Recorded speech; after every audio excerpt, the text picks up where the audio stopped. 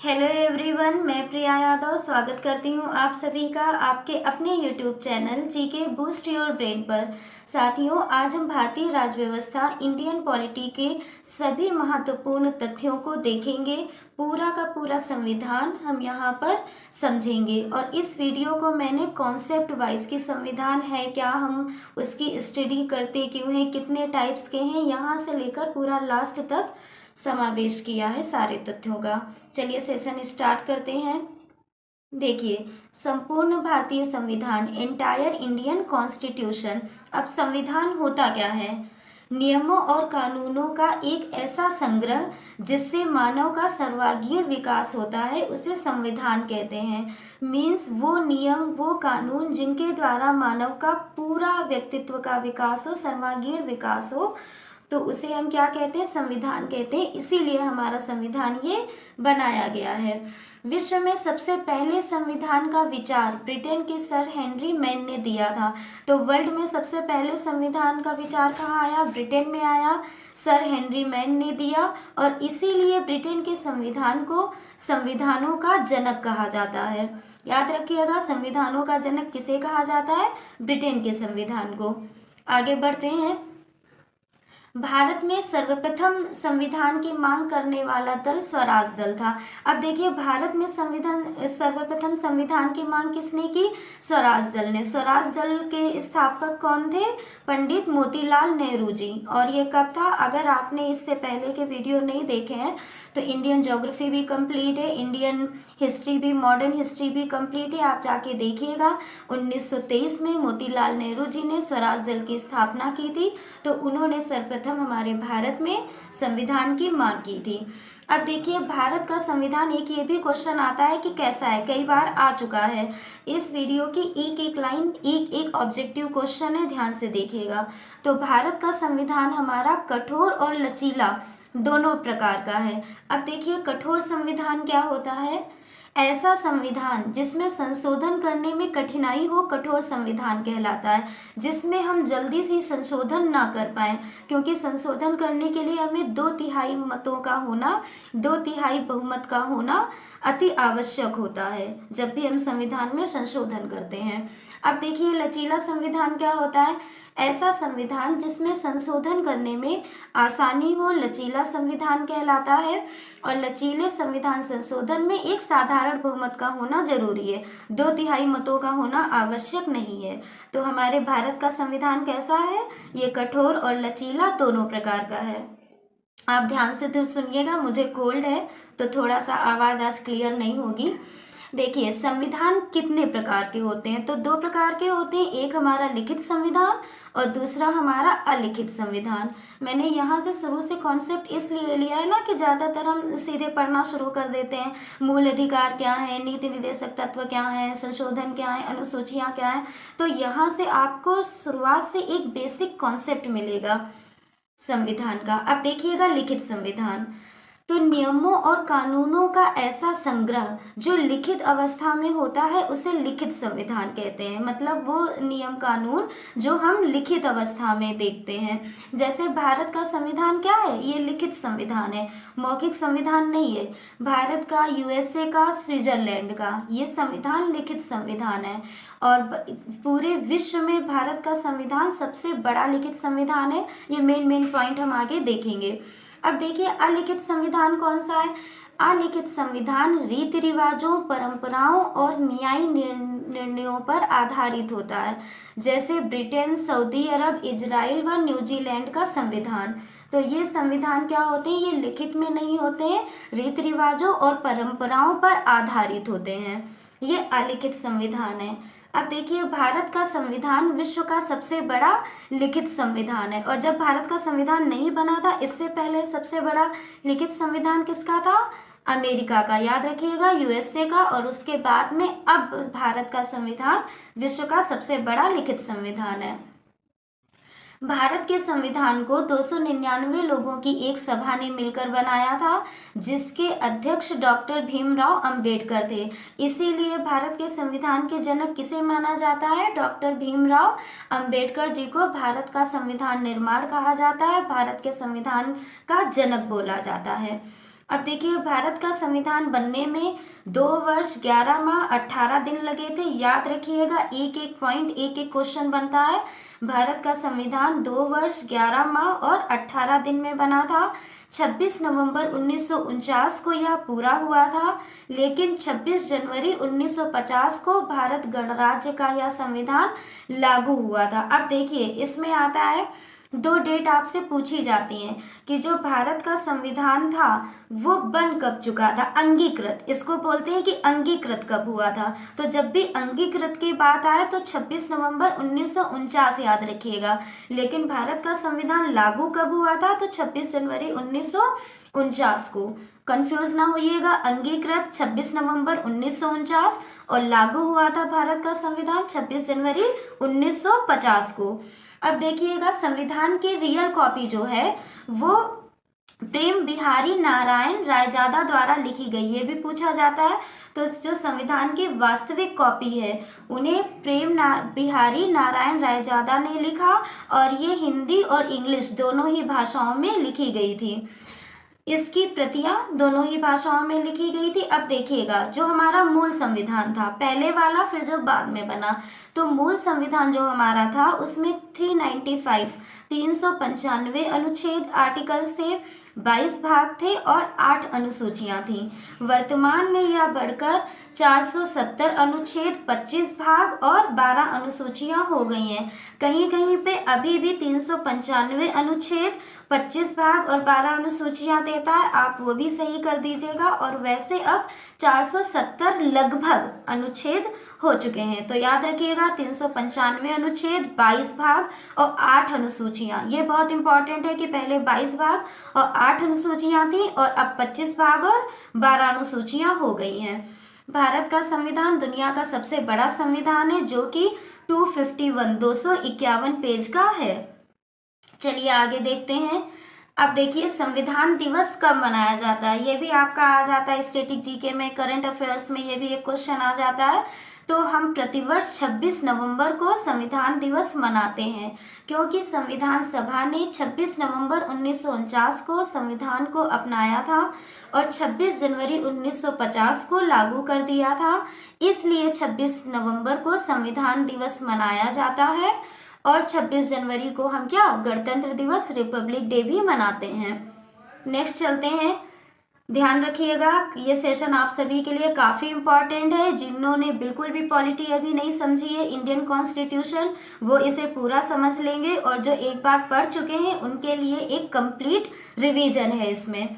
अब देखिए कि भारतीय संविधान के कुछ प्रमुख स्रोत हैं ना, कि हमने मूल अधिकार लिए, डीपीएसपी नीति निदेशक तत्व लिए, तो ये कहाँ से लिए, किन देशों से लिए, तो इनका समावेश देखते हैं। तो अब देखिए, संयुक्त राज्य अमेरिका से हमने मौलिक अधिकार लिया जब अपना हमने संविधान बनाया, संविधान का निर्माण किया। इसीलिए हमारा संविधान पूरे विश्व में सबसे बड़ा, सबसे विख्यात है, क्योंकि एक होता है ना कि हमने क्वालिटी उठाई, जिस देश में जो चीज़ अच्छी थी वो वहाँ से ले ली, वहाँ से ले ली, और फिर पूरा मिश्रित करके अपना संविधान बनाया गया। तो संयुक्त राज्य अमेरिका से मौलिक अधिकार लिया, न्यायिक पुनरावलोकन लिया, संविधान की सर्वोच्चता, न्यायपालिका की स्वतंत्रता, निर्वाचित राष्ट्रपति और उस पर महाभियोग। इसमें आप मेन याद रखिएगा, बार बार क्वेश्चन बनता है कि हमने मौलिक अधिकार और राष्ट्रपति पर जो महाभियोग लगाया जाता है, तो ये स्रोत हमने कहाँ से लिए अपने संविधान में, तो ये हमने यूएसए, संयुक्त राज्य अमेरिका से लिए। नेक्स्ट देखिएगा, ब्रिटेन से हमने संसदात्मक शासन प्रणाली ली, एकल नागरिकता ली और विधि निर्माण प्रक्रिया ली और विधि का शासन लिया। अब इसमें आपको मेन याद रखना है संसदात्मक शासन प्रणाली और खासकर एकल नागरिकता।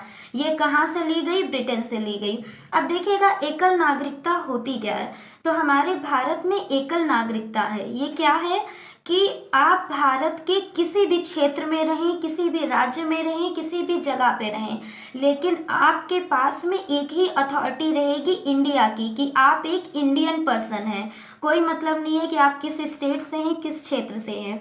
तो ये है एकल नागरिकता, ये हमारे भारत में है।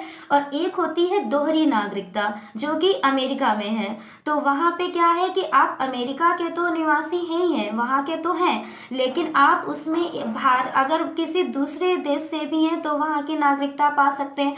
उसके अंदर आप अगर किसी स्टेट से हैं तो आपकी वो नागरिकता अलग हो जाती है। लेकिन हमारे भारत में ऐसा नहीं है, आप पूरे भारत के एक ही सिटीजनशिप माने जाते हैं, एक ही नागरिकता मिलती है जो कि भारतीय नागरिकता है। सिर्फ एक, आप किस क्षेत्र से हैं भारत के अंतर्गत, कहाँ से हैं, इससे कोई मतलब नहीं है।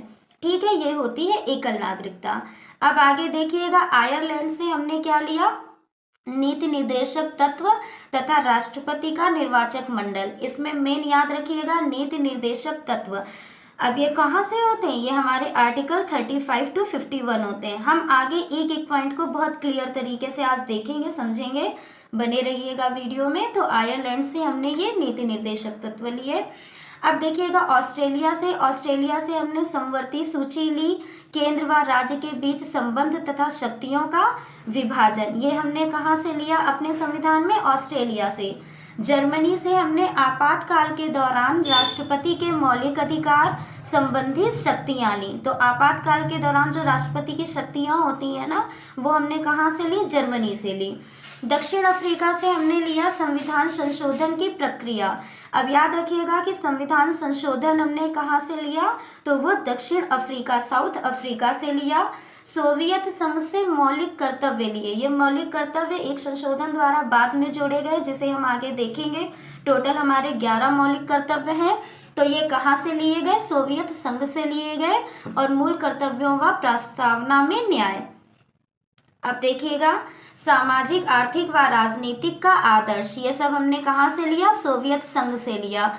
फ्रांस से क्या लिया, तो फ्रांस से हमने गणतंत्रात्मक और प्रस्तावना में स्वतंत्रता, समता, बंधुता के आदर्श लिए। ये हमने कहाँ से लिया, फ्रांस से लिया। अब देखिए आप, गणतंत्रात्मक ना, जैसे गणतंत्र का मतलब क्या है, तो गणतंत्र का मेन मतलब समझिएगा कि जहाँ पर हमारी वंशानुगत परंपरा ना चले, वो राज्य, वो व्यवस्था हमारी गणतंत्रात्मक कहलाती है। जैसे कि एक होता है ना कि चीन में देखिए, जैसे चीन में गणतांत्रिक व्यवस्था नहीं है, तो जो वहाँ के स्टार्ट से राजा हुए, उनका बेटा उसके बाद शासन करेगा, फिर उन्हीं के परिवार का सदस्य उसके बाद शासन करेगा, तो वो हमारा राजतंत्र हो जाता है। यहाँ पे हमारा गणतंत्र है, यहाँ पे ऐसा नहीं है। जनता अपनी स्वेच्छा से किसी भी इंसान को, किसी भी व्यक्ति को जो हमारे भारतीय संविधान की विशेषता रखता है उसको चुन सकती है, उसे अपने देश का, अपने क्षेत्र का शासन समर्पित कर सकती है। तो ये होती है गणतंत्रात्मक व्यवस्था, ये हमारे भारत में है। और ये ली कहाँ से गई, फ्रांस से ली गई। इसमें वंशानुगत क्रम नहीं चलता है। आप देखिएगा, भारतीय संविधान की विशेषताएं, इसमें से आपका ऑब्जेक्टिव बनता है। जो ये मेन विशेषताएं, ये आप याद रखिएगा। इसमें से ऐसे पूछते हैं कि कोई एक विशेषता नहीं देंगे और फिर पूछेंगे कि इनमें से कौन भारतीय संविधान की विशेषता नहीं है। तो ये देखिए, एक विस्तृत प्रलेख है, मतलब काफी बड़ा हमारा संविधान है। संपूर्ण प्रभुत्व संपन्न लोकतंत्रात्मक गणराज्य है। हमने बताया ना इससे पहले कि यहाँ पर हमारा लोकतंत्र चलता है, जनता द्वारा जो शासन चुना जाता है, जो प्रमुख चुना जाता है उसे जनता चुनती है, वहां पर इसका शासन होता है। कोई राजतंत्र, कोई वंशानुगत शासन यहाँ पर नहीं है। समाजवादी राज्य है, धर्मनिरपेक्ष राज्य है। तो ये एक क्वेश्चन आता है कि भारत क्या है, तो एक धर्मनिरपेक्ष राज्य है। ये राज्य देखिए, वो जो राज्य होता है ना, स्टेट, वो अलग है। यहाँ पे राज्य का मतलब पूरा संघ है, संघ से समझिएगा। ये राज्य ऐसे ना समझिएगा कि हमारा यूपी हो गया, ये हो गया, नहीं। यहाँ पर राज्य का अर्थ हमारा संघ है, पूरे देश की बात, पूरे राष्ट्र की बात है। तो भारत धर्मनिरपेक्ष है, इसका मतलब ये है कि ये किसी एक धर्म को सपोर्ट नहीं करता है। ऐसा नहीं है कि भारत एक हिंदू धर्म का राज्य है या देश एक मुस्लिम का है या किसी अन्य धर्म का है। यहाँ पर कोई भी धर्म बटा हुआ एक फिक्स नहीं है, सभी धर्मों के लोग रहते हैं, इसीलिए भारत एक धर्मनिरपेक्ष राज्य है। कठोर व लचीले संविधान का मिश्रण है, देख चुके हैं। संसदीय शासन प्रणाली है, यहाँ पर संसद की व्यवस्था है, संसद में हमारे कौन से अंग आते हैं, हमारा यहाँ राज्यसभा है, लोकसभा है, सब मिलकर डिसीजन लेते हैं, तो ये व्यवस्था है यहाँ पर। मूल अधिकार व कर्तव्य हैं, राज्य के नीति निदेशक सिद्धांत हैं, वयस्क मताधिकार है, यहाँ पर हमारी वोटिंग होती है, उसके प्रावधान हैं, हम आगे उनको भी देखेंगे। अनेक स्रोतों से तैयार किया गया एक अनूठा प्रलेख है, इकहरी नागरिकता है, और इकहरी नागरिक हाँ, अब देखिएगा इकहरी नागरिकता, तो इकहरी नागरिकता के बारे में भी आपको बता चुके हैं कि सिंगल सिटीजनशिप क्या होती है। देखिए आसपास शोर बहुत है, इग्नोर करिएगा। नेक्स्ट हम देखते हैं आपातकालीन प्राविधान, कि हम अगर हमारी आवश्यकता पड़ती है, ऐसी कोई स्थिति आती है, तो आपातकालीन प्राविधान भी यहाँ पर है जो राष्ट्रपति लगाता है। और राष्ट्रपति क्या होता है, इसे हमारे देश का प्रथम नागरिक माना जाता है। लोक कल्याणकारी राज्य है, न्यायिक समीक्षा है, लोक प्रभुसत्ता है, भारत के संविधान की स्तना। अब देखिए ये सब हमने भारतीय संविधान की विशेषताएं देख ली कि ये एक समाजवादी राष्ट्र है, धर्मनिरपेक्ष राष्ट्र है, इसकी विशेषताएं आप याद रखिएगा, यहाँ से ऑब्जेक्टिव पूछ लिया जाता है। अब देखिए हम संविधान की प्रस्तावना देखेंगे कि संविधान की हमारी प्रस्तावना क्या है, यहाँ से भी ऑब्जेक्टिव क्वेश्चन बनता है। तो याद रखिएगा संविधान की प्रस्तावना स्टार्ट कहाँ से होती है, तो हम भारत के लोग, ये क्वेश्चन बना है, हम भारत के लोग से संविधान की प्रस्तावना शुरुआत होती है। और संविधान की प्रस्तावना को क्या कहा गया है, एक कुंजी, क्या कहा गया, संविधान की कुंजी किसे कहा गया है, प्रस्तावना को कहा गया है। अब देखिएगा प्रस्तावना है क्या, हम भारत के लोग भारत को एक संपूर्ण प्रभुत्व संपन्न समाजवादी धर्मनिरपेक्ष लोकतंत्रात्मक गणराज्य बनाने के लिए तथा उसके समस्त नागरिकों को सामाजिक आर्थिक व राजनैतिक न्याय, विचार, अभिव्यक्ति, विश्वास, धर्म और उपासना की स्वतंत्रता, प्रतिष्ठा व अवसर की समता प्राप्त कराने के लिए तथा उन सब में व्यक्ति की गरिमा और राष्ट्र की एकता तथा अखंडता सुनिश्चित करने वाली बंधुता बढ़ाने के लिए दृढ़ संकल्प होकर अपनी इस संविधान सभा में आज तारीख 26 नवंबर 1949 ईस्वी को मार्क्सिस्ट शुक्ल सप्तमी को क्या करते हैं, एतद द्वारा इस संविधान को अंगीकृत, अधिनियमित और समर्पित करते हैं, आत्मार्पित करते हैं। तो देखिएगा ये पूरी हमारी संविधान की प्रस्तावना है।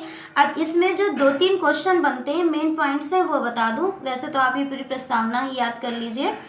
ये शुरुआत होती है हम भारत के लोग से। अब इसमें जो हमारा 42वां संविधान संशोधन है जो 1946 को हुआ था, 3 मेन वर्ड जोड़े गए हैं, ये क्वेश्चन पूछा जाता है। तो वो कौन से हैं, ये समाजवादी धर्मनिरपेक्ष, देखिएगा एक ये वर्ड समाजवादी, दूसरा ये धर्मनिरपेक्ष और तीसरा अभी नीचे दिखाएंगे अखंडता। ये 42वें संविधान संशोधन द्वारा हमारे संविधान में जोड़े गए थे। यहाँ पे देखिएगा अखंडता, तो 3 ये वर्ड जोड़े गए थे, आप लोग याद रखिएगा। 42वें संविधान संशोधन द्वारा 1976 में हमने संविधान की प्रस्तावना देख ली। अब चलते हैं हमारे और मेन कॉन्सेप्ट की ओर, जहाँ से क्वेश्चन एकदम भर भर के पूछे ही जाते हैं। तो देखिएगा मूल अधिकार, फंडामेंटल राइट्स। अब याद रखिएगा, फिर से रिवीजन करिए कि ये कहाँ से लिए गए, हमारे संविधान में फंडामेंटल राइट्स कहाँ से लिए गए, यूएसए से, अमेरिका से, ठीक है। और ये संविधान के किस भाग में है, भाग 3 में है। टोटल इस टाइम हमारे 25 भाग हैं, जिनमें से तीसरे भाग में मूल अधिकार है, चौथे भाग में, 4th भाग में हमारे नीति निदेशक तत्व हैं। चलिए अब देखते हैं। तो ये मूल अधिकार किस आर्टिकल से किस आर्टिकल तक है, 12 से 35 तक, अनुच्छेद 12 से 35 तक। मेन हम अनुच्छेद 14 से पढ़ते हैं, लेकिन हम 12 और 13 में भी देख लेंगे क्या है। तो अनुच्छेद 12 हमें बताता है कि राज्य के अंतर्गत आता क्या क्या है। भारत एक संघ, एक राज्य है, तो इसके अंदर क्या है, भारत की सरकार और संसद, राज्यों में से प्रत्येक राज्य की सरकार और विधानमंडल, भारत राज्य क्षेत्र के भीतर या भारत सरकार के नियंत्रण के अधीन सभी स्थानीय और अन्य अधिकारी, ये सब किस में आते हैं कि अनुच्छेद 12 में, जो कि बता रहा है कि भारत एक राज्य है। अब देखिएगा आर्टिकल 13 हमारा क्या कह रहा है, मूल अधिकारों से असंगत या उन्हें कम करने वाली विधियां उस मात्रा तक शून्य होंगी जो इन उपबंधों से असंगत हैं। देखिए 12 और 13 हमने देख लिया, इनसे क्वेश्चन उतने नहीं पूछे जाते हैं। अब मेन क्वेश्चन तो हमारे यहाँ से स्टार्ट होंगे, 14 आर्टिकल से लेके पूरा 32 तक हमारा। अब देखिए टोटल आज के टाइम में हमारे मूल अधिकार कितने हैं, 6। हम सारे को एक एक देखेंगे, याद रखिएगा 6 मूल अधिकार हैं। पहले कितने थे, 7 थे। और कौन सा हटाया गया, संपत्ति का अधिकार हटाया गया, जिसे अब आर्टिकल 300 में एक कानूनी अधिकार बना दिया गया है। अब देखिएगा हमारा समानता का अधिकार पहला मूल अधिकार है, ये आर्टिकल 14 से 18 तक है। समानता नाम से ही पता चल रहा है कि हम किसी भी व्यक्ति विशेष में कोई भेदभाव जाति में, धर्म में, रंग रूप में नहीं करेंगे, सबको समान अधिकार है सबका। ठीक है, तो देखिए आर्टिकल 14 क्या कह रहा है, विधि के समक्ष समानता। मीन्स विधि हमारी कानूनी कार्यवाही हर एक इंसान के लिए बराबर होगी, राज्य सभी के लिए एक जैसा कानून बनाएगा। आर्टिकल 15 अनुच्छेद 15 क्या कहता है कि धर्म, मूल, वंश, जाति, लिंग, जन्म स्थान के आधार पर कोई भेदभाव किसी के साथ में नहीं होगा। कोई किसी भी धर्म से हो, किसी भी मूल वंश से हो, किसी भी जाति से हो, मेल फीमेल, किसी भी हमारे किससे लिंग से हो, किसी का जन्म स्थान पूरे भारत में किसी भी जगह किसी भी क्षेत्र में हुआ, इस आधार पे उसे स्कूल में एडमिशन, कॉलेज एडमिशन या किसी हॉस्पिटल में जा रहा है वहाँ की सुविधाएं चाहिए या नौकरी में, तो इस आधार पे कोई भी भेदभाव उसके साथ में नहीं होगा। अनुच्छेद 16 आर्टिकल 16 देखिएगा, लोक नियोजन के विषय में अवसर की समानता, राज्य के अधीन किसी पद पर नियुक्त हेतु समान अवसर। देखिए क्या है इसमें कि किसी भी आप पद पर ना, हम जॉब लगती किसी भी पोस्ट पे जाते हैं तो एक अभ्यर्थी के लिए जितने इंस्ट्रक्शन है वही सबके लिए होंगे। ऐसा नहीं है कि इनके लिए कुछ है इनके लिए कुछ है। तो लोक नियोजन की भी यहाँ पर क्या है, अवसर में समानता है। अब देखिएगा अनुच्छेद 17, ये मोस्ट इम्पॉर्टेंट है, बार बार ये पूछा ही जाता है। अस्पृश्यता का अंत। अस्पृश्यता क्या होती है, हम कह सकते हैं छुआछूत। होता है ना कि ये छोटी जाति के हैं, ये बड़ी जाति के हैं, ऐसा हमारे समाज में है पहले से, जो कि संविधान में बोला गया है कि हम इसके आधार पर किसी के साथ भेदभाव नहीं करेंगे। कोई किसी भी जाति धर्म से हो, उस हमारे लिए सभी नागरिक, सभी सदस्य बराबर हैं। अस्पृश्यता का अंत ये आर्टिकल 17 में है, काफी बार क्वेश्चन आया है। अब देखिएगा आर्टिकल 18, उपाधियों का अंत। सेना और विद्या को छोड़कर, देखिए पहले क्या था कि किसी ने कुछ भी किया उसे कोई भी उपाधि दे दी गई, तो अब ऐसा नहीं है। सिर्फ ये उपाधियां सेना में और ये क्या, स्टडी, पढ़ाई, विद्या में दी जाती है, इसके सिवा कहीं कोई उपाधि नहीं दी जा सकती। नेक्स्ट देखिएगा स्वतंत्रता का अधिकार, ये आर्टिकल 19 to 22 में है। स्वतंत्रता का अधिकार याद रखिएगा अनुच्छेद 19 से 22 तक है। अब देखिएगा 19 में कौन सी स्वतंत्रता है, 20 में कौन सी स्वतंत्रता है। तो 19 में मेन हमारी आती है बोलने की, वाक अभिव्यक्ति की स्वतंत्रता, बोलने की स्वतंत्रता। हर नागरिक को अपने जो भी उसके विचार हैं उनको व्यक्त करने का पूर्ण अधिकार है। ऐसा नहीं है कि आप कहीं पे भी जाएं कुछ भी उल्टा सीधा किसी के बारे में कुछ भी गलत विपरीत बोल दे, पर नहीं, यदि आपके विचार सही हैं, सर्वसम्मत हैं, तो आप अपने विचारों को प्रकट कर सकते हैं, उनके लिए कोई भी बाध्यता नहीं है। शांतिपूर्ण सम्मेलन, संघ बनाने की, भारत में सर्वत्र संचरण की, भारत में कहीं भी निवास करने की, कोई भी जीविका, व्यापार, कारोबार करने की स्वतंत्रता। आप पूरे भारत क्षेत्र में, इसीलिए तो हमारे यहाँ एकल नागरिकता है कि आप भारतीय ही हैं। आप पूरे भारत में कहीं भी रहें, कोई भी अपना रोजगार करें, कैसे भी रहें, इसकी आपकी कोई बाध्यता नहीं है। आर्टिकल 20 अनुच्छेद 20 क्या कहता है, अपराध के लिए दोष सिद्धि के संबंध में संरक्षण। अगर कोई अपराधी है तो उसके लिए क्या प्रावधान है, ये आर्टिकल 20 हमें बताता है। किसी भी व्यक्ति को एक अपराध के लिए एक बार सजा मिलेगी, तो इसमें यह है कि कोई भी अपराध आप करेंगे उसके लिए आपको एक बार सजा मिलेगी, बार बार सजा देने का प्रावधान हमारे यहाँ नहीं है। अपराध के समय जो कानून है उसी के तहत सजा मिलेगी। मीन्स अगर आपने चोरी की है तो आप पे वही आर्टिकल लगेगा, अगर आपने किसी के साथ कुछ और किया है वो आर्टिकल लगेगा। तो हमारे यहाँ हर एक अपराध का एक एक आर्टिकल, एक एक सजा पहले से ही उसका प्रावधान हुआ है, उसी के तहत वो सजा मिलेगी। अब देखिए आर्टिकल 21 क्या कहता है। अब आपको बता दूं आर्टिकल 19 में ही 19A में प्रेस की स्वतंत्रता है। ये भी कई बार पूछा गया है कि प्रेस की स्वतंत्रता किस आर्टिकल में है, तो 19A में है। अब देखिए 21 हमें क्या कहता है, प्राण और दैहिक स्वतंत्रता का संरक्षण। ये हमारे जो शारीरिक स्वतंत्रता है उसके बारे में हमें बताता है। विधि द्वारा स्थापित प्रक्रिया के अतिरिक्त जीवन के अधिकार से वंचित नहीं किया जाएगा।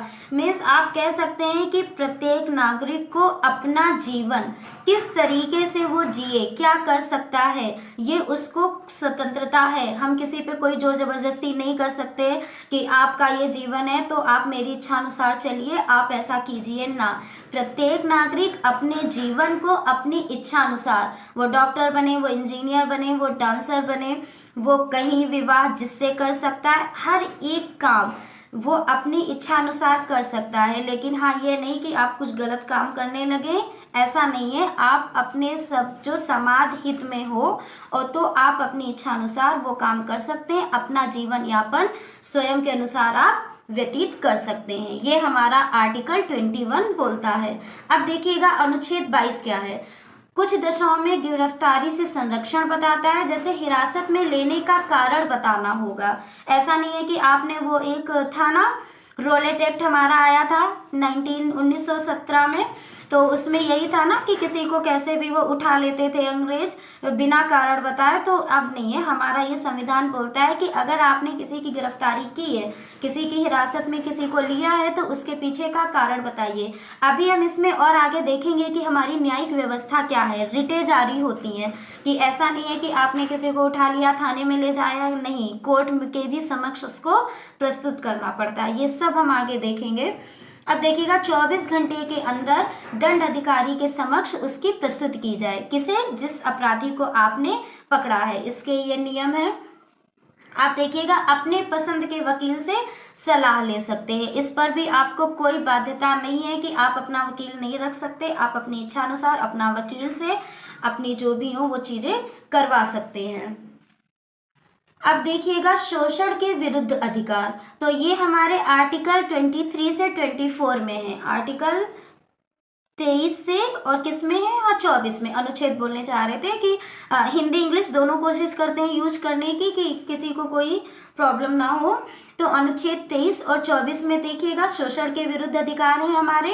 अब 23 में क्या है, मानव के दुर्व्यापार और बालात श्रम का प्रतिषेध, किसी मनुष्य की खरीद बिक्री और बेकार का प्रतिषेध। तो ये हमारा किस में है, आर्टिकल 23 में है। और आर्टिकल 24 में क्या है, कारखानों में बालकों के नियोजन का प्रतिषेध, 14 वर्ष से कम बालकों को कारखाने या जोखिम भरे काम पर नियुक्त ना किया जाना। तो ये हमारा कौन सा है, आर्टिकल 24। ये कई बार पूछा गया है कि जो 14 ईयर्स से नीचे के हमारे बच्चे हैं उनसे कोई भी सार्वजनिक स्थल पर काम ना कराया जाए, क्योंकि क्या है, वो उनकी एज ही ऐसी है ना कि वो पढ़ें लिखें, अपना बचपन अच्छे से जिए। तो ऐसा नहीं है आप उन्हें काम पर कहीं पे भी नहीं लगा सकते। ये बाल शोषण कहलाता है और ये हमारे आर्टिकल 24 में आएगा।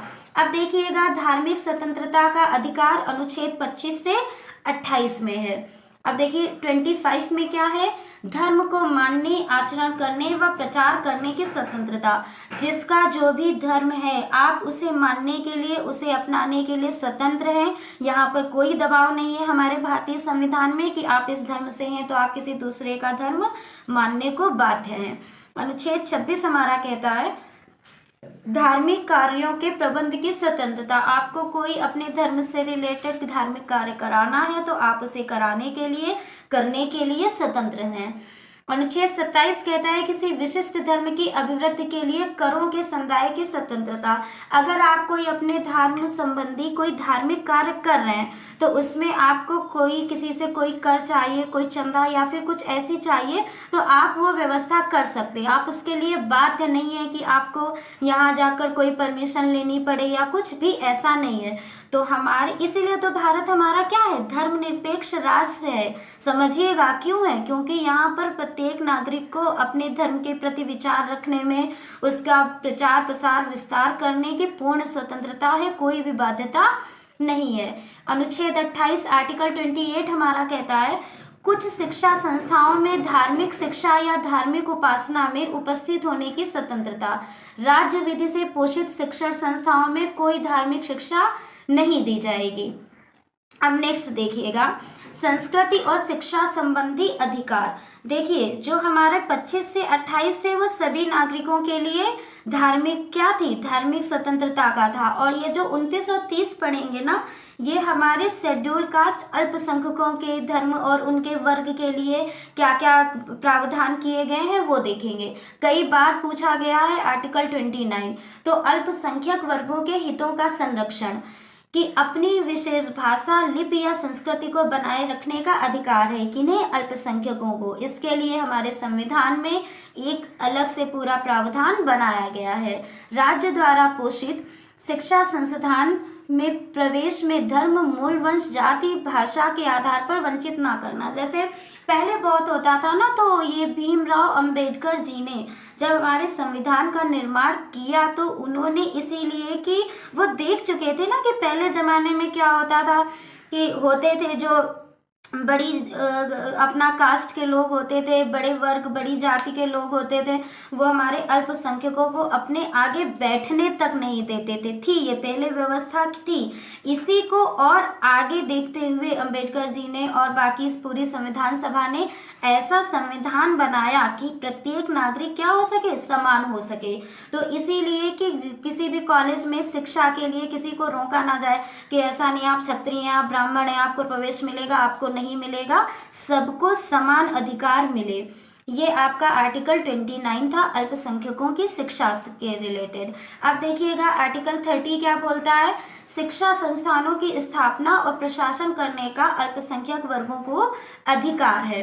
आर्टिकल 31 संपत्ति के अधिकार में था जो कि हटा दिया गया, याद रखिएगा 31 संपत्ति के अधिकार में था जो कि 44वें संविधान संशोधन द्वारा अब हटा दिया गया है। और तो अब हमारे मूल अधिकार कितने हैं, 6 हैं। अब देखिएगा संवैधानिक उपचारों का अधिकार, मेन आर्टिकल 32 में ये बार बार पूछा जाता है और ये 32 से 35 तक है। अब देखिएगा इसे संविधान की आत्मा, संविधान की हृदय बोला गया है।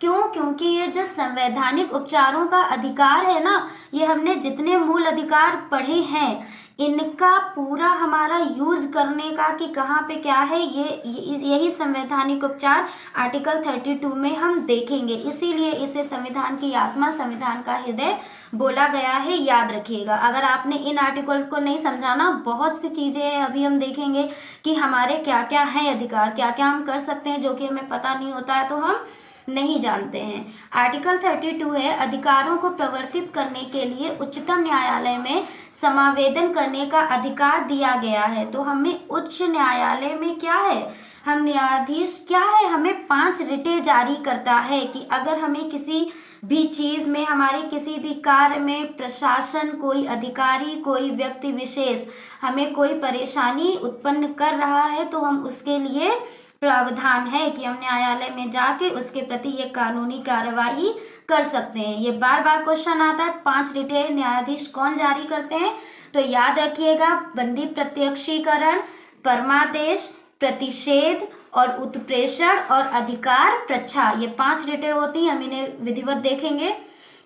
देखिएगा बंदी प्रत्यक्षीकरण क्या होता है, बंदी की प्रार्थना पर न्यायालय बंदी करने वाले अधिकारी को बंदी को निश्चित समय व स्थान पर उपस्थित होने के लिए आदेश दे सकता है। होता क्या है बंदी प्रत्यक्षीकरण की, जो भी हमारा अपराधी है उसको एक निश्चित समय निश्चित स्थान पर हम न्यायालय के समक्ष उपस्थित कराते हैं, ये प्रावधान है बना हुआ है। अब देखिएगा परमादेश, जब कोई पदाधिकारी अपने सार्वजनिक कर्तव्य का निर्वहन नहीं करता है और इससे किसी के मौलिक अधिकार प्रभावित हों तब यह जारी किया जाता है। इसको बहुत इंपॉर्टेंट है, बार बार पूछा जाएगा और आप खुद के लिए भी समझिए। हम ये संविधान पढ़ रहे हैं ना, तो आज हम समझेंगे कि हमारे लिए ये कितना आवश्यक है। अब तक तो हम बस पेपर के लिए पढ़ते गए। परमादेश को आप नाम से ही समझ सकते हैं, परम आदेश, सबसे बड़ा आदेश। तो ये न्यायालय, हमारे न्यायाधीश कहते हैं कि ये होता मेन किस पर है, जो हमारे सरकारी कर्मचारी हैं, वो कोई बड़ा अधिकारी हो या कोई भी हो, उनके लिए होता है कि जब वो अपने कार्यों का, अपने कर्तव्यों का निर्वहन नहीं करते हैं और जनता की नहीं सुनते हैं, एक आम नागरिक की नहीं सुनते हैं, तो हम न्यायालय के समक्ष जाकर उन पर कार्यवाही कर सकते हैं। फॉर एग्जाम्पल, अगर आप किसी सरकारी अस्पताल में जाते हैं, वहाँ पर कोई डॉक्टर है, सरकारी आपका डॉक्टर है और वो आपकी बात नहीं सुन रहा है, मरीज का सही से इलाज नहीं कर रहा है, जो कि हमने देखा कोविड टाइम में और देखा अक्सर ऐसा होता है कि सरकारी कर्मचारी जनता के लिए उतना नहीं सोचते हैं, तो आप उस अपने अधिकार है, ये आपका अधिकार है, आप न्यायालय के समक्ष जा सकते हैं और उस पर कानूनी कार्यवाही कर सकते हैं। तो जो न्यायाधीश होंगे वो उनको ये रिटें जारी करेंगे और उनसे आप क्या करेंगे, जवाब तलब करेंगे कि आप वहाँ पर उपस्थित थे, आपने ये केस हैंडल क्यों नहीं किया। तो ये किसके अंतर्गत आता है, परमादेश के अंतर्गत आता है। देखिए कॉन्सेप्ट है, बहुत डिटेल में समझा रही हूँ, वीडियो लंबा जरूर हो जाएगा, लेकिन आप समझेंगे तो आपको ये दोबारा फिर पढ़ने की जरूरत नहीं पड़ेगी। अब देखिएगा प्रतिषेध, जब, और हाँ, ये जो परमादेश है ये राष्ट्रपति और उपराष्ट्रपति इन दो नागरिकों को छोड़कर बाकी सब सरकारी लोगों पर आपका जारी होता है।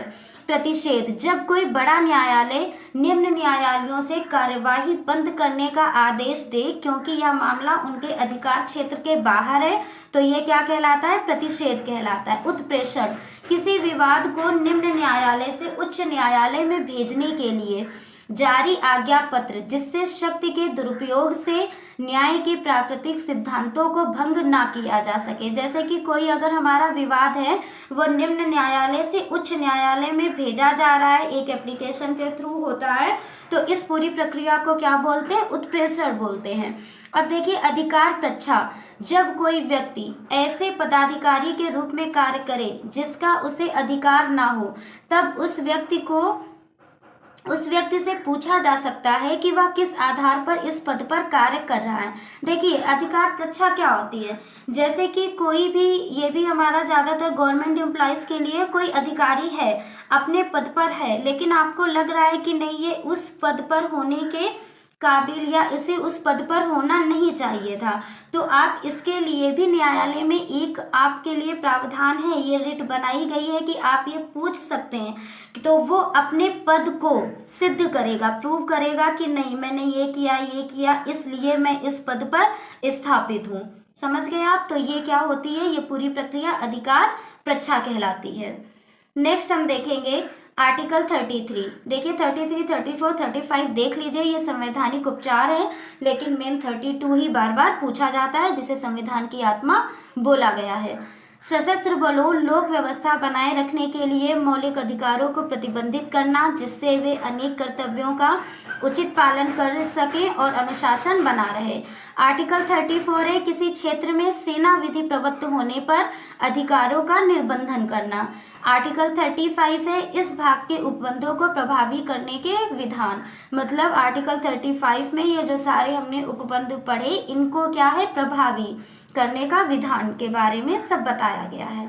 अब देखिएगा हम फिर से एक रिवीजन के तौर पे डाल लेते हैं कि मूल अधिकार हमारे संविधान के भाग 3 में है और आर्टिकल 12 से 35 या आप नॉर्मली 12 से 32 ये भी ऑब्जेक्टिव में आए तो आप इस पर भी सही टिक कर सकते हैं। तो समता का अधिकार अनुच्छेद 14 से 18, स्वतंत्रता का अधिकार अनुच्छेद 19 से 22, शोषण के विरुद्ध अधिकार अनुच्छेद 23 से 24, धार्मिक स्वतंत्रता का अधिकार अनुच्छेद 25 से 28, संस्कृति और शिक्षा का अधिकार अनुच्छेद 29 से 30, आर्टिकल 29 to 30।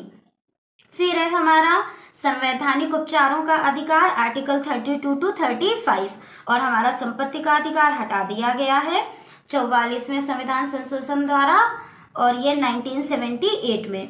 अब देखिएगा हम डीपीएसपी पढ़ेंगे, मीन्स राज्य के नीति निर्देशक तत्व, ये भी बहुत जरूरी है। अब देखिएगा मूल अधिकार यूएसए से लिए गए थे, नीति निर्देशक तत्व कहाँ से लिए गए थे, हम पढ़ चुके हैं ना संविधान के स्रोत, तो ये आयरलैंड से लिए गए थे। याद रखिएगा, भूलिएगा नहीं, बार बार सारी चीजें एक साथ पढ़ते हुए चलिए। और ये संविधान के भाग 4 में है, मूल अधिकार संविधान के भाग 3 में है, नीति निर्देशक तत्व संविधान के भाग 4 में है, आयरलैंड से लिया गया है। और ये आर्टिकल 35 टू 51, अनुच्छेद 35 से 51 तक में है। हम देखते हैं कि इनमें क्या क्या है। अब देखिएगा ये 35 टू 51 नहीं होगा, ये 36 टू 51 होगा। राज्य के नीति निर्देशक तत्व 36 से लेके 51 तक हैं। अब देखिएगा 36 में क्या है, राज्य की परिभाषा, इसमें राज्य की परिभाषा बताई गई है। 37 में नीति निर्देशक तत्व को लागू करना राज्यों का कर्तव्य होगा, ये बोला गया है। फिर है 38, सामाजिक और आर्थिक समानता होनी चाहिए। इसमें बोला गया है कि समाज और में जो सामाजिक और आर्थिक समानता वो सभी नागरिकों के लिए होनी चाहिए। समान कार्य के लिए समान वेतन का प्रावधान, कोई भी नागरिक है अगर वो सब लोग किसी दफ्तर में हो, किसी भी जगह पे हो, एक समान कार्य कर रहे हैं तो उनके लिए वेतन भी एक समान होगा। आप किसी व्यक्ति विशेष के अनुसार वहां पर उसका वेतन नहीं रख सकते हैं। ये मोस्ट इम्पॉर्टेंट है। आर्टिकल 40, ये बार बार पूछा भी जाता है कि ग्राम पंचायतों की स्थापना का प्रावधान नीति निर्देशक तत्वों में, पहले तो यही पूछेंगे कि ये मूल अधिकार है या नीति निर्देशक तत्व है, तो ग्राम पंचायतों की स्थापना का प्रावधान नीति निर्देशक तत्वों के अंतर्गत है और ये आर्टिकल हमारे 40 में है। अब पंचायतों के बारे में अनुसूची किसमें, अनुसूची 9 में बताया गया, हम आगे इसको देखेंगे जब हम अनुसूचियां पढ़ेंगे। आर्टिकल 41 है कमजोर और असहाय लोगों को सहायता प्रदान करना। 42 है श्रमिकों की कार्य दशा पर ध्यान दिया जाएगा। महिला मजदूर को मातृत्व का लाभ मिलेगा। जो महिला मजदूर हैं वो माँ हैं, अगर माँ बनती हैं तो उन्हें उसकी पूरी सुविधा प्रदान की जाएगी। कुटीर उद्योग या लघु उद्योग के विकास और संरक्षण का प्रावधान आर्टिकल 43 में है और 43 का में है कंपनी के लाभ में मजदूरों का भी हिस्सा होगा। मीन्स अगर कोई कंपनी है, कोई दफ्तर है, वहाँ पे कोई फैक्ट्री है, सारे मजदूर काम कर रहे हैं तो उसका जो प्रॉफिट निकलेगा वो मजदूरों में भी डिवाइड किया जाएगा, भले ही उसका कुछ हिस्सा हो लेकिन उनको वो लाभ मिलेगा। ये कौन सा आर्टिकल कहता है, हमारा 43 का बोलता है।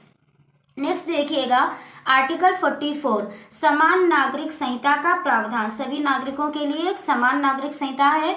आर्टिकल 45 बार बार पूछा गया है, चाहे आपका वो टेट हो, सीटेट हो, क्योंकि शिक्षा से जरूरी है तो सभी टीचिंग कंपटीशन में पूछा गया है और हर जगह ये क्वेश्चन पूछा गया है कि 6 से 14 वर्ष के बच्चों को निःशुल्क शिक्षा दी जाएगी। ये किस आर्टिकल के अंतर्गत आता है, तो ये है हमारा आर्टिकल 45 के अंतर्गत। नेक्स्ट आप देखिएगा आर्टिकल 46 SC/ST की शिक्षा का प्रावधान किया गया है। किसमें, आर्टिकल 46 में अनुच्छेद 47 में नागरिकों के पोषण स्तर का प्रावधान किया गया है। आर्टिकल 48 में पर्यावरण संरक्षण की बात की गई है। ये भी मोस्ट इम्पॉर्टेंट है कि पर्यावरण संरक्षण की बात किस आर्टिकल में की गई है, 48 में।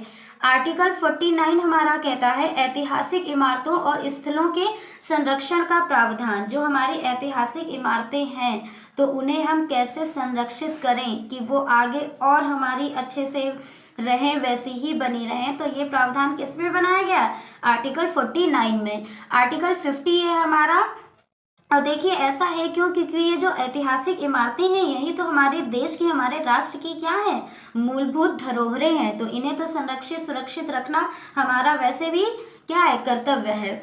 आर्टिकल 50 है कार्यपालिका और न्यायपालिका की शक्तियों का बंटवारा। ये कई बार क्वेश्चन बना है कि कार्यपालिका और न्यायपालिका की शक्तियों का बंटवारा किस आर्टिकल के अंतर्गत बताया गया है, तो आर्टिकल 50। और आर्टिकल 51 हमारा दो देशों के बीच अंतर्राष्ट्रीय का प्रावधान है। दो देशों के बीच जो अंतर्राष्ट्रीय सीमाएं निर्धारित होती हैं, इसका प्रावधान किसमें, आर्टिकल 51 में है। तो देखिएगा राज्य के नीति निर्देशक तत्व आर्टिकल 36 से लेके 51 में है, और 51 का में हमारे मौलिक कर्तव्यों को बताया गया है, वो भी हम आगे देखेंगे, जिसमें से बहुत मेन इसमें से आर्टिकल हैं कि समान वेतन किस आर्टिकल में है, या आपकी यही जो ये पंचायतें हैं ये किस आर्टिकल में बोली गई हैं, 40 में। ये सब याद रखिएगा, कई बार क्वेश्चन बन चुका है। अब मौलिक कर्तव्य देखिएगा, जब हमारा संविधान बना था तो उसमें मौलिक कर्तव्य ऐड नहीं हुए थे। फिर बाद में ये था ना कि हमने नागरिकों के लिए तो उनके ये अधिकार हैं, ऐसा तो हमने बना दिया कि प्रत्येक व्यक्ति का ये अधिकार है जो उसे ले सकता है हमारे संविधान में, लेकिन कर्तव्य भी तो होने चाहिए ना, क्योंकि जो अधिकार का जिसको मिले उसको अपने कर्तव्य भी पता होने चाहिए। तो ये देखिए अलग से हमारे संविधान में संशोधन करके जोड़े गए थे 42वें संविधान संशोधन द्वारा 1976 में। तो पहले मौलिक कर्तव्य जब पहली बार में जोड़े गए थे तो 10 थे, अब ये टोटल कितने हैं, 11 हैं। याद रखिएगा, सरदार स्वर्ण सिंह समिति की अनुशंसा पर कई बार क्वेश्चन बना है कि मौलिक कर्तव्य किस समिति के द्वारा जोड़े गए हैं, तो सरदार स्वर्ण सिंह समिति की अनुशंसा पर। और इन्हें कहाँ से लिया गया है, रूस के संविधान से भारतीय मौलिक कर्तव्य के प्रावधान को लिया गया है। ये संविधान के भाग 4 का में है। भाग 3 में मौलिक अधिकार हैं जो कि यूएसए से लिए गए हैं। भाग 4 में राज्य के नीति निर्देशक तत्व हैं, आयरलैंड से लिया गया है। और भाग 4 का में हमारे मौलिक कर्तव्य हैं जो कि रूस से लिए गए हैं, और ये 51 का के अंतर्गत इन्हें आर्टिकल में रखा गया है। अब देखिए ये कौन कौन से हैं, एक नज़र डाल लेते हैं। संविधान का पालन करें, उसके आदर्शों, संस्थाओं, राष्ट्रध्वज और राष्ट्रगान का आदर करें। ये हमारा क्या है, मौलिक कर्तव्य है कि नेशनल एंथम, नेशनल फ्लैग का, संविधान की हमें रिस्पेक्ट करनी चाहिए। फिर है हमारी स्वतंत्रता के लिए जिन राष्ट्रीय आंदोलन ने प्रेरित रखा, उनके आदर्शों को हृदय में संजोए रखें और उनका पालन करें। होता है ना कि कितने हमारे महापुरुष, हमारे महानेता, उन्होंने भारत को आज़ादी दिलाने में, स्वतंत्रता दिलाने में हमारे लिए कितना कुछ नहीं किया, अपने प्राण तक त्याग दिए, उनकी आहुति दी। तो उनको अपने हृदय में संजोए रखना हमारा ये क्या है, कर्तव्य है। भारत के सभी नागरिक देश की एकता, प्रभुता और अखंडता की रक्षा करें। जो हमारा ये भारत देश है, इसकी जो एक समान नागरिकता है, इसकी प्रभुता है, अखंडता है, इसकी एकता है, इसे हमें बनाए रखना है। देश की रक्षा करें और बुलाए जाने पर राष्ट्र की सेवा करें। हमें अपनी देश की रक्षा करनी चाहिए, और जब भी ज़रूरत पड़े तो हमें सबसे पहले अपने देश के लिए आगे खड़े होना चाहिए। भारत के सभी लोगों में समरसता, समरसता और समान भातृत्व की भावना होनी चाहिए, जो धर्म, भाषा और प्रदेश या वर्ग के आधार पर भेदभाव से दूर हो, और साथ ही ऐसी प्रथाओं का त्याग करें जो स्त्रियों के सम्मान के विरुद्ध है। तो देखिए, स्त्रियों के सम्मान के विरुद्ध जो भी चीज़ें हैं, हमें उनका त्याग करना है, हमें उनको भी अपने बराबर एक समान लेकर चलना है। और जैसा कि हम आर्टिकल 17 अस्पृश्यता का अंत, छुआछूत का अंत, उसमें देख चुके हैं कि हमें किसी भी व्यक्ति को उसके धर्म, जाति, लिंग के आधार पर नहीं विभाजित करना है, सभी समान हैं। देखिएगा, हमारी सामाजिक संस्कृति की गौरवशाली परंपरा का महत्व हमें बनाए रखना है। प्राकृतिक पर्यावरण की रक्षा करें, और साथ ही वन, झील, नदी और वन में रहने वाले जीवों की रक्षा करें, और प्राणियों जीवों के प्रति दया भाव रखें। वैज्ञानिक दृष्टिकोण, मानववाद और ज्ञानार्जन तथा सुधार की भावना का विकास करें। ये हम मौलिक कर्तव्य पढ़ रहे हैं। हमने अधिकार तो देख लिए कि हमारे पास कौन कौन से हैं, लेकिन ये हमारे मौलिक कर्तव्य हैं, जिन कर्तव्यों का हमें निर्वहन करना आवश्यक है। सार्वजनिक संपत्ति को सुरक्षित रखें और हिंसा से दूर रहें। सार्वजनिक संपत्ति होती है ना, कि हम कहीं घूमने गए, किसी भी ऐतिहासिक स्थल पे गए, चाहे आपका वो चार मीनार हो, कुतुब मीनार हो, ताजमहल हो, हम जाते हैं, ये कूड़ा उठाया, यहाँ डाल दिया, यहाँ डाल दिया, बहुत लोग बहुत गंदगी कर देते हैं। हमारा ये कर्तव्य नहीं, हमारा कर्तव्य है कि हमें अपनी राष्ट्रीय धरोहर को बनाए रखना है। सभी नागरिकों का यह कर्तव्य है कि वह व्यक्तिगत और सामूहिक गतिविधियों के सभी क्षेत्र में उत्कर्ष की ओर बढ़ने का प्रयास करें, ताकि राष्ट्र आगे बढ़ सके। देखिए, कोई भी देश, कोई भी राष्ट्र विकसित कब होगा, जब वहाँ का एक एक नागरिक, एक एक सदस्य विकसित होगा। हम आगे बढ़ेंगे तभी तो हमारा देश आगे बढ़ेगा ना। 6 से 14 वर्ष तक की उम्र के बच्चों को शिक्षा का अवसर उपलब्ध कराना, जो कि हम ऑटोमेटिक आर्टिकल 45 में पढ़ चुके हैं। देखिए यहाँ पे हमने संविधान हमारा क्या है और संविधान कितने प्रकार का होता है, हमारे भारत का संविधान कैसा है, मौलिक अधिकार हमारे, उनके स्रोत, संविधान की प्रस्तावना और ये हमारे नीति निर्देशक तत्व, मूल कर्तव्य, ये सब हम देख चुके हैं। वीडियो ऑलरेडी 45 मिनट से ऊपर 1 घंटे की ओर हो रहा है। अब हम जल्दी से संविधान के प्रमुख भाग देखिए। वैसे तो 25 भाग हैं, लेकिन मेन किस भाग में कौन सी चीज़ रखी गई है और अनुसूचियाँ और कुछ संविधान संशोधन है, उन पर चर्चा करेंगे। देखिए संविधान के प्रमुख भाग। भाग एक आपका संघ और उसके क्षेत्रों के बारे में बताता है, जो कि आर्टिकल 1 से लेके 4 तक है। भाग 2 कई बार क्वेश्चन बना है कि आपका नागरिकता संविधान के किस अनुच्छेद और किस भाग में है। तो देखिए 4 से 11 बहुत सारे लोग समझते हैं, लेकिन याद रखिएगा नागरिकता आर्टिकल 5 से लेकर 11 तक में है और ये संविधान के भाग 2 में रखी गई है। और जैसे हम जानते हैं मूलभूत अधिकार, जो हमारे मौलिक अधिकार हैं, वो भाग 3 में है, अनुच्छेद 12 से 35। राज्य के नीति निर्देशक तत्व भाग 4 में है, अनुच्छेद 36 से 51। मूल कर्तव्य भाग 4A यानी कि भाग 4 का में है, अनुच्छेद 51A में। भाग 5 में संघ के बारे में बताया गया, भाग 6 में राज्य के बारे में बताया गया है। अब देखिए यहाँ पर इधर कुछ इम्पोर्टेंट ज़्यादा नहीं है, ये याद रखिएगा। भाग 9 में पंचायतों के बारे में बताया गया है कि संविधान के किस भाग में पंचायतों के विषय में चर्चा की गई है, तो भाग 9 में। और भाग 9A में नगर पालिकाओं के बारे में बताया गया है। देखिएगा ये पर यहाँ पर मेन इम्पॉर्टेंट भाग हैं। अब देखिएगा संविधान संशोधन, हम थोड़ा इसको जल्दी में देखेंगे। तो देखिए जो संविधान संशोधन है वो भाग किसमें है, 20 में। भाग 20 में संविधान संशोधन की चर्चा हुई है अनुच्छेद 368 के तहत। आर्टिकल 368 संविधान संशोधन को बताता है। अब देखिए हम जानते हैं कि भारत का संविधान ना तो कठोर है ना लचीला है, ये दोनों का मिश्रण है। और ये अब जो संविधान संशोधन है, ऐसे तो ये पहले से 1951 में हुआ, फिर ऐसे होता आया, लेकिन मेन ये क्या था, केशवानंद भारती मामले से इनका एक था, जमीन का विवाद था, 1973 में हुआ था। तो तब से ये संविधान संशोधन की जो क्या है रूपरेखा बहुत ज़्यादा उभर कर आई। अब देखिएगा संशोधनों के प्रकार। इससे पहले भी हमने देखा था ना कि कठोर में और ये लचीला संविधान में क्या होता है।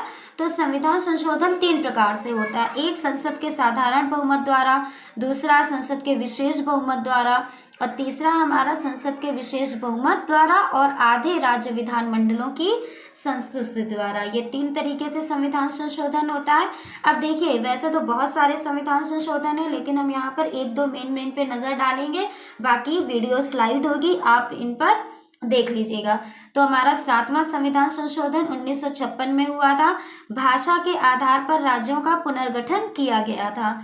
इसके बाद में 13वां 1962 में हुआ था। याद रखिएगा नागालैंड राज्य का गठन हुआ था 13वें संविधान संशोधन द्वारा 1962 में। फिर 21वें के द्वारा 1967 में सिंधी को 8वीं अनुसूची की भाषाओं में शामिल किया गया। देखिए इससे पहले याद रखिएगा कि जो हमारी ग्राम पंचायतें हैं ये किसमें, ये 11वीं अनुसूची में इनके बारे में आर्टिकल 40 है। और जो हमारी भाषाएं हैं वो 8वीं अनुसूची में रखी गई है। अभी हम एक नज़र अनुसूचियों पे भी डालेंगे। तो ये 12 अनुसूचियां हमारी टोटल हैं संविधान में।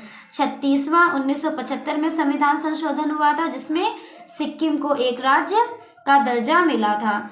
फिर ये 42वां 44वां हम देख चुके हैं। इसके बाद ये मोस्ट इम्पॉर्टेंट है 61वां, ये 1989 में हुआ था। इसमें मतदान की उम्र, देखिए पहले जो हमारी थी वो मतदान करने की उम्र नागरिकों के लिए 21 वर्ष थी, जो कि घटकर 18 वर्ष की गई। ये कब की गई थी, 61वें 61th संविधान संशोधन में 1989 में। 71 1992 को कोंकणी, मणिपुरी और नेपाली को 8वीं अनुसूची की भाषाओं में शामिल किया गया था। इसके बाद में देखिएगा ये मोस्ट इम्पॉर्टेंट है 73वां संविधान संशोधन 1993 में हुआ था। पंचायती राज की स्थापना, इसको जोड़ा गया था संविधान में। तो ये कौन सा संविधान संशोधन के तहत जुड़ा था, 73वां 1993 में, पंचायती राज व्यवस्था। नगर पालिकाओं का गठन देखिएगा, नगर पालिकाओं का गठन हमारा 1993 में 74वां संविधान संशोधन है। 86 ये मोस्ट इम्पॉर्टेंट है, 46वां संविधान संशोधन 2002 में हुआ था। 6 से 14 वर्ष तक के बच्चों को मुफ्त और निःशुल्क अनिवार्य शिक्षा सरकार द्वारा प्रदान की जाएगी, ये कहा गया था। और आर्टिकल 45 में भी ये चीज़ बोली गई है, याद रखिएगा। धारा 45। 42वां 92 संविधान संशोधन 2003 में बोडो, डोगरी, संथाली इन भाषाओं को जोड़ा गया संविधान की 8वीं अनुसूची में। और मोस्ट इम्पॉर्टेंट ये लेटेस्ट है हमारा 101वां संविधान संशोधन 2016 में हुआ था। जीएसटी जोड़ी गई थी, माल और सेवा का जीएसटी स्थापित की गई थी। ठीक है, तो देखिएगा इसमें 2 क्वेश्चन है कि संविधान संशोधन जीएसटी को लेके कब हुआ, 2016 में, लेकिन जीएसटी लागू की गई थी 2017 में, याद रखिएगा। इसके बाद हम एक नज़र जल्दी से अनुसूचियों पर डाल देते हैं। देखिए टोटल 12 अनुसूची है हमारी। प्रथम अनुसूची में संघ का नाम, उसका राज्य क्षेत्र। दूसरी अनुसूची में राष्ट्रपति, मुख्य न्यायाधीश, महालेखा परीक्षक, इन सबके वेतन और भत्ते क्या होंगे, इनके बारे में बताया गया है। तीसरी अनुसूची में संवैधानिक पदों के संबंध में शपथ, जो शपथ लेते हैं ना, उसके बारे में बताया गया है। चौथी अनुसूची राज्यसभा में विभिन्न स्थानों का आवंटन कैसे होगा, ये बताती है। 5वीं अनुसूची हमारी अनुसूचित जाति जनजाति, इनके विषय में है। 6वीं अनुसूची असम, मेघालय, त्रिपुरा, मिजोरम, ये जो अलग राज्य हुए थे, इनके शासन प्रशासन संबंधी उपबंध बताती है। 7वीं अनुसूची संघ सूची, राज्य सूची, समवर्ती सूचियों को बताती है। और ये कहाँ से ली गई थी, ऑस्ट्रेलिया से ली गई थी हमारे भारतीय संविधान में। 9वीं अनुसूची अधिनियमों विनियमों का विधिमान्यकरण बताती है। देखिए ये कई बार पूछी जाती है, जो कि इम्पॉर्टेंट है, इस पे आप ध्यान दीजिएगा। 10वीं अनुसूची, बोलते हैं ना कि दल बदल के आधार पर ये जो संबंधी प्रावधान दल बदल है, ये किस अनुसूची में है, तो ये 10वीं अनुसूची में है, कई बार पूछा गया है, ध्यान रखिएगा। अगली यहाँ से कुछ मेन इंपॉर्टेंट है। 11वीं अनुसूची, जिसमें पंचायतों की शक्तियां, प्राधिकार, उत्तरदायित्व है। 12वीं अनुसूची में नगर पालिकाओं की शक्तियों के बारे में बताया गया है। ध्यान रखिएगा, 10वीं दल बदल सूची, 11वीं में पंचायतों की शक्तियां और 12वीं में नगर पालिकाओं की शक्तियां। एक टाइम पर पहले शायद मैंने पंचायतों के बारे में 9वीं अनुसूची बोल दी थी, लेकिन आप अब यहाँ पर फिर से करेक्शन है, रिपीट कर रही हूँ, ध्यान दीजिएगा। पंचायतों का जो आर्टिकल है, पंचायती व्यवस्था का जो आर्टिकल है वो 40 है, 40 है, और राज्य के नीति निर्देशक तत्व के अंतर्गत है। और जो ये सूची के मतलब पंचायतों की किस सूची से संबंधित ये विषय है, तो 11वीं अनुसूची में है। ये चीज़ करेक्शन किया है, ध्यान रखिएगा आप।